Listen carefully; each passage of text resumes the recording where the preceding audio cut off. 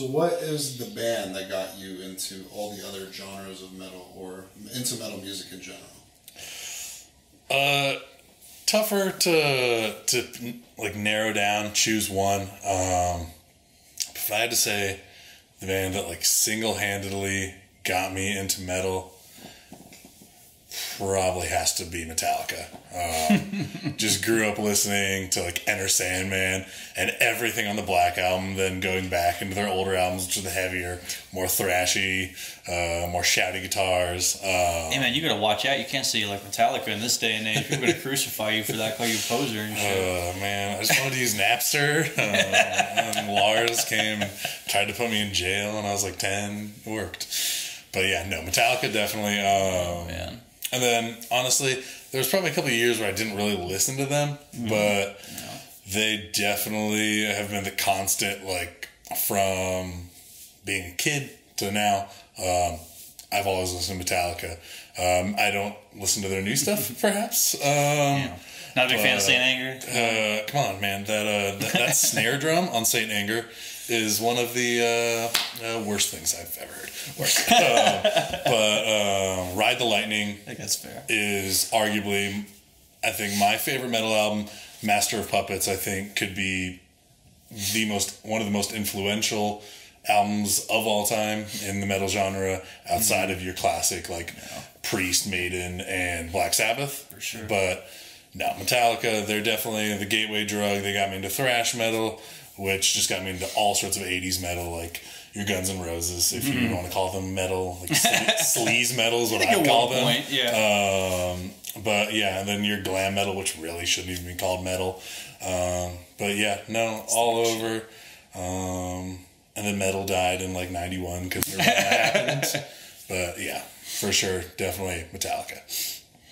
Okay. How about you, man? You know, I thought I knew the answer to this question, and then the more I think about it, I realize that, because it's kind of like, where do you... Okay, I was going to say, for me, right, I was raised listening to like alt-rock and grunge. Okay. Which, yes, I know what grunge did to the music scene. But I was just raised on it, and I grew up loving it. And probably my favorite grunge band then, and probably still my favorite grunge band, is Alice in Chains. Oh, yeah. And a lot of people say that they kind of blur the lines, which is where I was kind of going with that, between grunge and metal, and, you know, a little more distorted, a lot of drop D stuff. So, I mean, that probably was, if we're talking about a gateway into metal, made me want to kind of get more into that kind of stuff, would probably be them. And after that, yeah, it was probably more classic thrash, like Pantera and Metallica and that kind of stuff. I'm with you on the grunge, 100%. When I was 12, my cousin, who's like influential for all my music taste, he gave me Nirvana Nevermind, the CD, and that changed my world.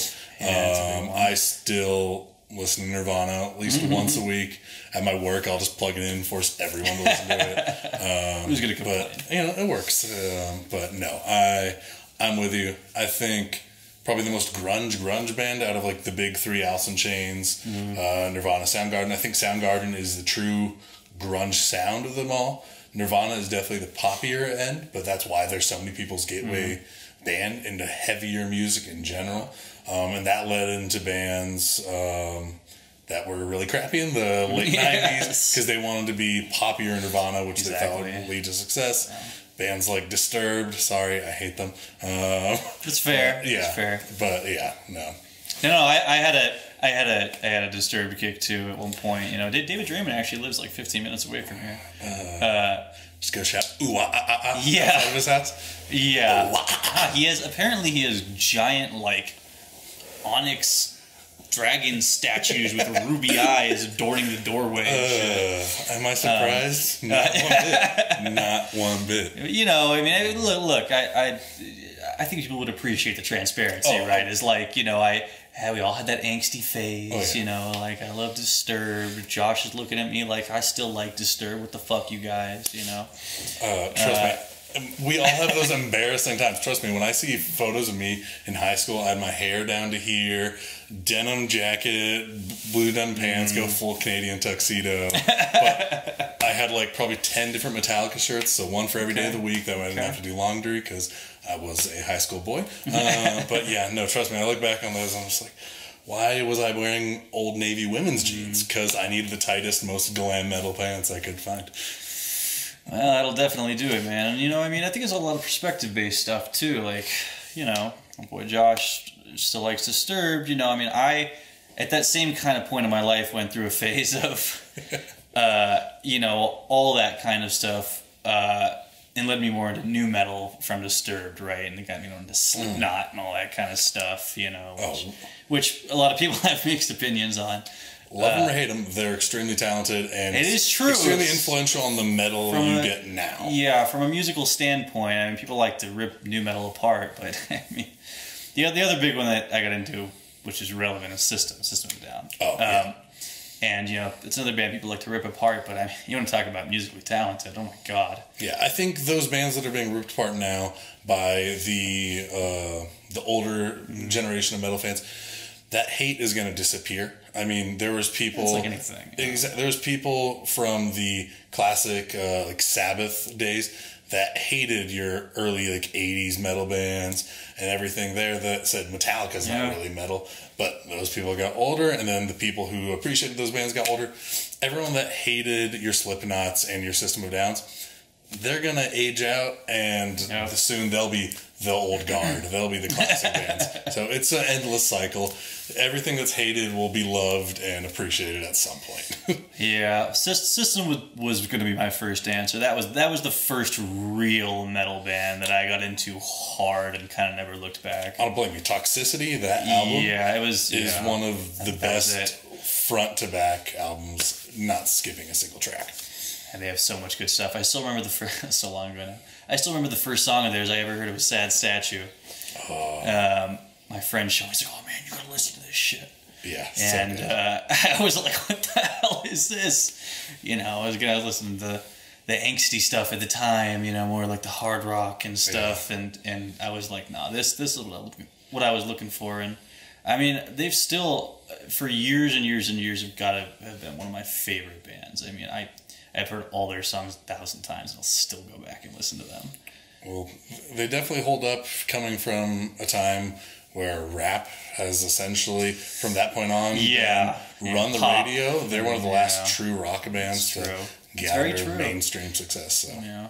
Yeah, we saw their reunion show at the Forum, 2011. Damn, jealous. That was some shit, to say the least. I mean, people were just absolutely losing everything they ever had. Yeah, it doesn't surprise me there. But, you know, other than, you know, Alice in Chains and System and all that kind of stuff, I gotta say, I know you just said this, but Metallica was also one of my first heavy influences. For me, I Love Ride the Lightning. Black Album was actually one of the inspirations for my arm. Hell yeah. But for me, probably their most influential album has got to be Injustice for All. Injustice for All, I think, is one of the best metal albums of all time. Despite the lack of bass, it's still great. Okay. I think that all of the production issues that Metallica has ever had kind of go without saying. They all are blamed on Lars Ulrich. Lars Ulrich exists. Let's just put that out there. He's a person, for better or worse, probably one versus the other, and has done things to music that a lot of people are not happy about. I'm just saying, if they went on tour with the whole band and then just Pro Tools for drums, I wouldn't be upset. Hey, they remastered the whole thing recently. It sounded a lot better to me. True. But yeah, you're not wrong. I think a large part of it was Cliff. You know, Cliff Burton's one of the best,